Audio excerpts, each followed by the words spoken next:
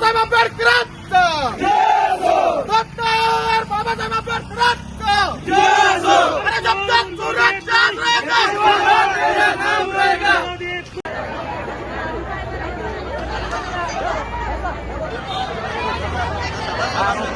बेलापूर गावातील महेंद्र साळवे माजी सरपंच यांसह अनेक ग्रामस्थांनी आज घरकुलाच्या प्रश्नांवर मोर्चा काढत प्रशासनाचे लक्ष वेधले।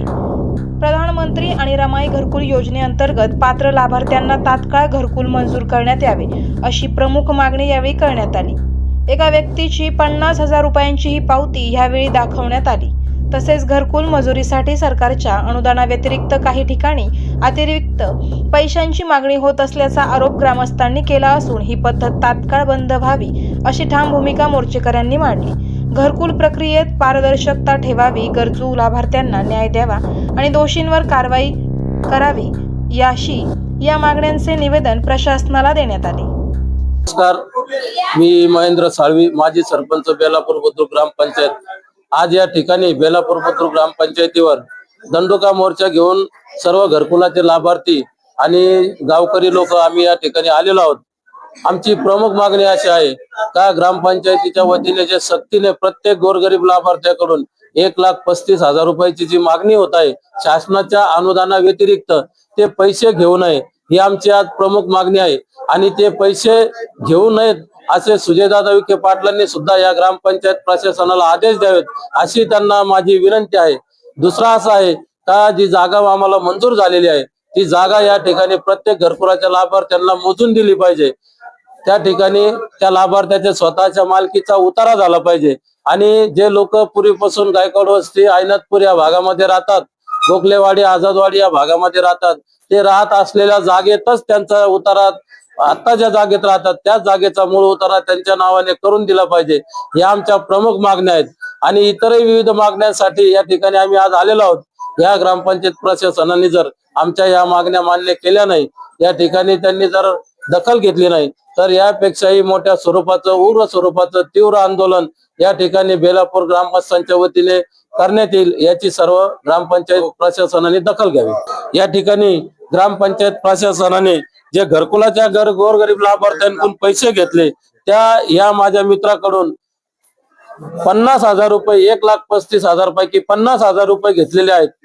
तर मी नामदार विखे पाटील साहेबांना सुद्धा या ठिकाणी पावती बघून विनंती करतो, सुजयदादांना सुद्धा विनंती करतो का अशा गोरगरीब लोकांकडून पैसे घेऊ नका आणि या ज्या घरकुलाच्या लाभार्थ्याकडून घेतलेले पैसे आहेत हे पैसे त्या ठेकेदारांनी तात्काळ वापस द्यावे, नाहीतर मग आमच्या स्टाईलने आम्ही पैसे गोरगरिबाचे काढून द्यावे याची सुद्धा ग्रामपंचायत प्रशासनाने दखल घ्यावी। एक पावती आपण आता दाखवली आणि ही दुसरी पावती या ठिकाणी 50,000 रुपये ग्रामपंचायत प्रशासनाने जमा केलेले आहेत आणि ते हे लाभार्थी आहेत घरकुलाचे, हे हातावर काम करतात, अतिशय गरीब परिस्थिती आहे, पण त्यांच्याकडून सुद्धा या ठिकाणी 50,000 रुपये जमा करून घेतलेले आहेत। तर मी ऍडव्होकेट शीतल शरद भोसले, मी गायकवाड वस्ती आयनातपूर इथे राहते। आम्ही आज इथं दांडा आंदोलन घेऊन आलो होतो याच्यासाठी की आमची सुभाषवाडी असो आयनातपूर असो सगळ्या लोकांना जबरदस्ती त्यांच्याकडून 1,35,000 बिना कुठल्याही कायद्याच्या आदेशा बिना त्यांच्याकडून घेतल्या जात आहे। त्याच्यासाठी 50,000 अनैतिक मार्गाने घेतलेले 1,35,000 आहे जे आम्हाला देणं अजिबात मान्य नाही। त्याच्यासाठी आजचा आंदोलन आहे, त्याच्यासाठी आजचा मोर्चा आहे। आणि जर हे करूनही हे लोक यावर थांबत नसतील तर आम्ही यापेक्षाही तीव्र आंदोलन करू। आम्हाला शेवटच्या टोकाचा निर्णय उपोषण करावं लागलं आम्ही त्यालाही मागे पुढे बघणार नाही। आम्ही कलेक्टर आम्हाला अगदी निकृष्ट याची उत्तर दिले जातात, जा तुम्ही कलेक्टरला भांडा। आम्ही कलेक्टर काय, अरे माननीय प्रधानमंत्री सगळं आम्हाला गोरगरिबांना द्यायला तयार आहे। हे कोण आमच्या याच्यातून 1,35,000 जेव्हा गव्हर्नमेंट आम्हाला फ्री फंड मध्ये घरकुल वाटप करते, हे फक्त 1,35,000 घरकुलाचं आम्हीच द्यायचं।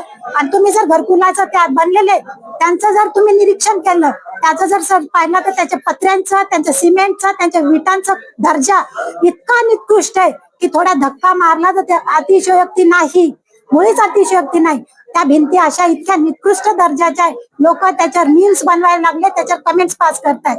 कशासाठी? हे जर यांना मान्य असेल आम्हाला कोणालाही हा 10 गुंठा जागा मान्य नाही आणि यांच्याकडून बांधलेले घरकुल मान्य नाही. आम्हाला 1,35,000 कोणीही आम्ही देणार नाही. याच्यासाठी आमचा हा आंदोलन आहे आणि जर याच्यावर थांबलं तर ठीक, तर याच्याही पुढे तीव्र आंदोलन करू. याचा यांनी सगळ्यांनी घ्यावं, याच्यासाठी यांनी दखल घ्यावी. धन्यवाद. सभा असेल, मासिक मीटिंग असेल, ग्रामसभा असेल, या ग्रामसभेत वेळोवेळी मागणी करून सुद्धा ग्रामपंचायतने वाटपाच्या दृष्टिकोनातून जे पावलं उचलायला पाहिजेत ते उचलले नाहीत. यापूर्वी बेलापूर मध्ये ते सांगतात त्याला कलेक्टरची परमिशन लागते, महसूल मंत्र्याची लागते. याची ज्या निकषाखाली तुम्हाला या जागा वाटप झाले, उत्तरे दिले, त्याचे निकषच असे आहेत का सबमध्ये जागा हे भूमिहीन बेघर यांच्या घरकुलासाठी जागा म्हणून देण्यात आलेले प्लॉट आहे आणि म्हणून यासाठी त्यांचे परमिशन असणं काही गरजेचं नाही. आणि महत्वाची बाब अशी 1974 साली वडेगाव रोड वरील गावठाण या ठिकाणी अशाच स्वरूपाचे घरकुल 101 वाटप झालेले. या 101 घरकुलाचं वाटप हे माननीय प्रांत अधिकारी त्या वेळेस आपल्याला संगमनेर प्रांत होतं, संगमनेर उपविभाग होता. त्या विभागाअंतर्गत त्याचा शासनाने लेआउट केला, शासकीय इंजिनियर आणून त्याचं लेआउट केला. त्या लेआउट नुसार त्या घरकुलांना 101 प्लॉट वाटप केले. त्या धर्तीवर हे वाटप व्हावं अशी आमची या ठिकाणी विनंती आहे आणि म्हणून आम्ही येणारे सर्व लाभार्थ्यांच्या पाठीशी खंबीरपणे उभा आहोत. त्यांच्या भविष्यात येणाऱ्या अडचणी आणि समस्या याची ग्रामपंचायतीने गांभीर्याने दखल घ्यावी, एवढेच या ठिकाणी मी त्यांना विनंती करतो. वाटप या घरकुलाच्या लाभार्थ्यांना करून द्या. त्यांच्या पद्धतीने ते या ठिकाणी घरकुल उभे करतील. तुझ्या दादाने ठेकेदार नेमला तर त्याच्या हाताने उभे करतील. परंतु तुम्ही या गोरगरीब जनतेचा या घरकुलाच्या संदर्भात तळतळ घेऊ आणि घेऊ पण देणार नाही. मी म्हणतो तळतळ घेऊ नका. काय कोणाची त्याच्या आईला तुमचा तळतळ घेऊ, यांना तळतळ घेऊन देईन का? यांच्या बापाकडून जागा मोजून घेतो.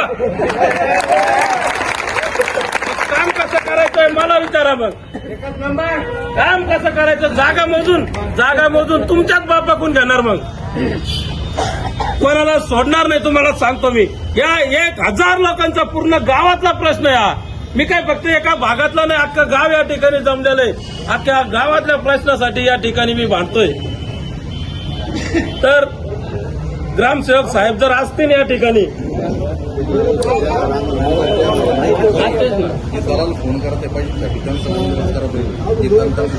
जे पैशासाठी या ठिकाणी फोन करताय, कोणी दबाव घेऊ नका.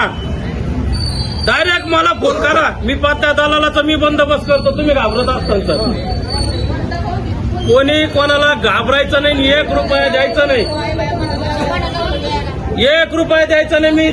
मी नामदार साहेबाकडे तुम्हाला सगळ्यांना असंच घेऊन जाणार आहे. एक दिवस मी त्यांचे टाइम घेतोय आणि त्यांच्या कानावर हे सगळं आपण सांगणार आहे काही तर काय चालू आहे. त्याच्यामुळं काही काळजी करू नका. कोणाचं घरकुल वापिस जाणार नाही, आपण जाऊ पण देणार नाही. लढणारी अवलाद आपली आहे. आपण शेवटपर्यंत लढून मिळू. आपण ज्याला गोडीत देऊन या ठिकाणी नाव करायचं, त्याला जर जमत नसन तर मग लढून पण आपल्याला घेता येतं. तुम्हाला या ठिकाणी मी शब्द देतो. आणि ग्रामसेवक या ठिकाणी असेल तर त्यांनी आजच्या या मोर्चाला लेखी स्वरूपात आम्ही ज्या मागण्या केलेल्या आहेत त्या मागण्या संदर्भात लेखी आम्हाला खुलासा दिला पाहिजे. किती दिवसात या ठिकाणी जागा मोजून देणार का तुम्ही आरेगावचा ठेकेदार आणणार? कारण तुम्ही अर्धे तर झुकलेले. 4 वेळेस तर तुम्ही आरेगावच्या ठेकेदाराला फोन केलेला आहे. तो म्हटला मी हे खरगटं काम करणार नाही.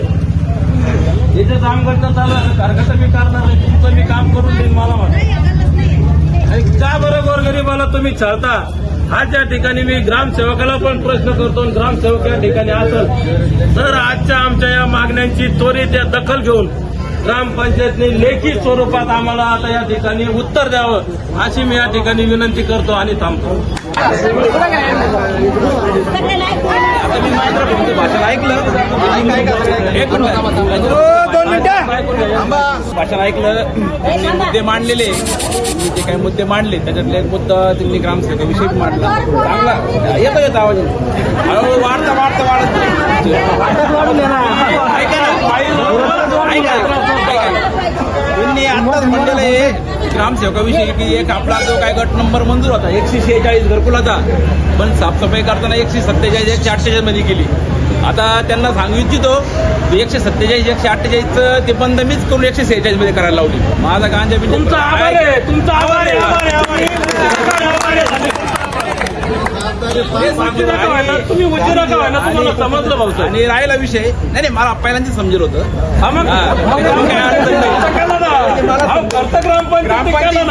साफसफाई झालीच पाहिजे, साफ केली पाहिजे. दुसरा विषय आता तुम्ही म्हणले आपली जी काय ऑगस्ट मधली ग्रामसभा झाली होती, ऑगस्ट मधल्या ग्रामसभेवर आपण जे काय ठराव केला होता, आपण तो वरिष्ठ कार्यालय पंचायत समितीला आपण तो ठराव पाठवून दिलेला आहे. त्यांचं अद्यापर्यंत आपल्याकडे जरी काही उत्तर आलेलं नाही, ते आल्यानंतर मी 100% दिलं असतं. आपलं तेच म्हणणं आहे भाऊसाहेब, तुम्ही जर ग्रामसेवक म्हणून काम करताना तुम्ही एक पत्र व्हिडिओचा 4 महिने घ्यायला पाहिजे होतं ना भाऊ. त्यांना आपण ते दिलेलं हे लेखी होतं, त्यांना दिलेली पोस्ट पण आम्ही तेच म्हणलं, ते पत्र चंद्रावर गेलं का याच्याकडे गेलं. आणि ही माहिती अधिकारामध्ये आपल्या कार्यकर्त्यांना पण दिली होती की म्हणलं तुमच्या मार्फत पाठपुरावा करा. एक महिन्यावर इलेक्शन आलेले, हे फुकट बाजार दाखवायचं नाही. 1 महिन्यानंतर इलेक्शन असलं तरी नंतर प्रशासक बसणारच आहे. विकास कामं फक्त काय बॉडी असलं विकास काम होत असं कोणी सांगितलेलं आहे. आपण विकास झाला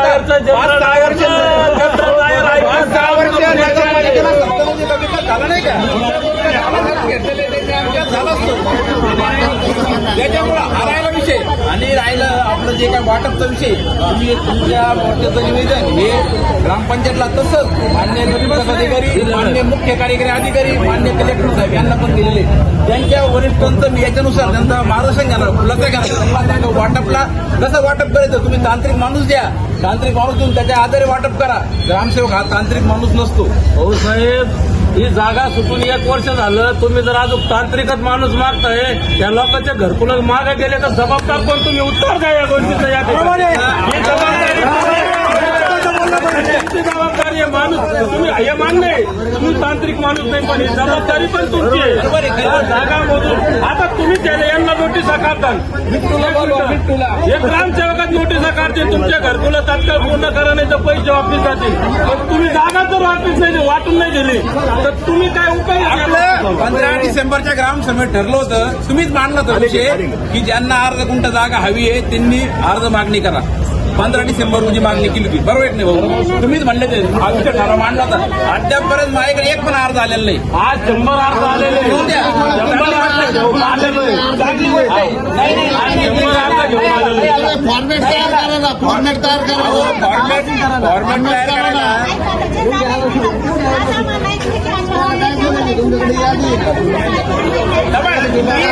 मी माझ्याकडे अर्ज आल्यानंतर मी सगळे अर्ज एका त्याच दिवसामध्ये सेम डेला त्यांना सांगा आम्हाला ही जागा वाटपसाठी मागणीसाठी अर्ज आलेले, आम्हाला माझा सेम भेटावं. तो विषय हे काही शासकीय विषय नाही.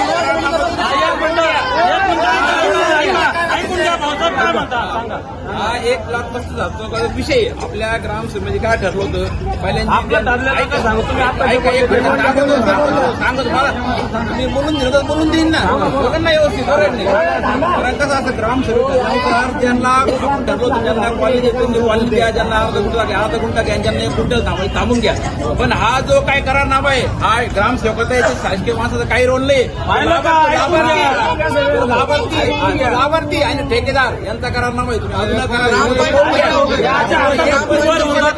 सांगू शकत नाही. मला काही माहिती नाही.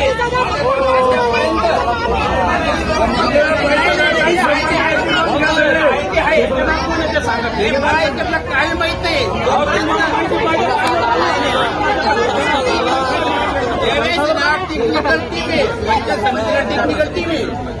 पंचायत समितीला टेक्निकल टीम आहे, ते पाहिजे ना, ते पाहणार नाही का? तुमची जबाबदारी भाऊसाहेब, ठेकेदार कोण आहे तुम्ही सांगू शकता.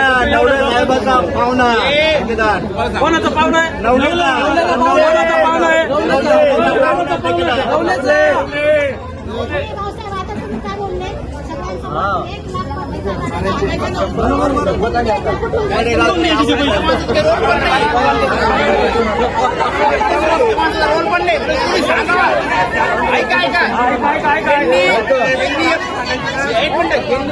दिले त्यांनी म्हणावं फक्त की ग्रामसेवकांनी 1% आमच्या त्यांना दिले आणि त्यांनी करारनामा केला. कोणी सांगावं फक्त असं.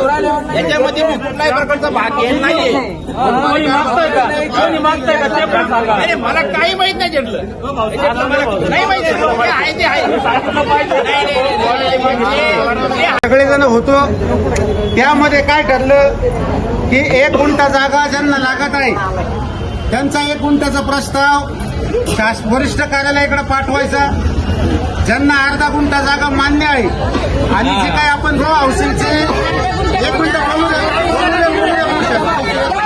करायचं आहे लाईव्ह कार्यक्रम किंवा आहे कसले आंदोलन, जनसामान्यपर्यंत पोहोचेल आपला हक्काचा आवाज जनतेचा. बातमी व जाहिरातीसाठी संपर्क करा स्क्रीनवर दिलेल्या नंबरवर.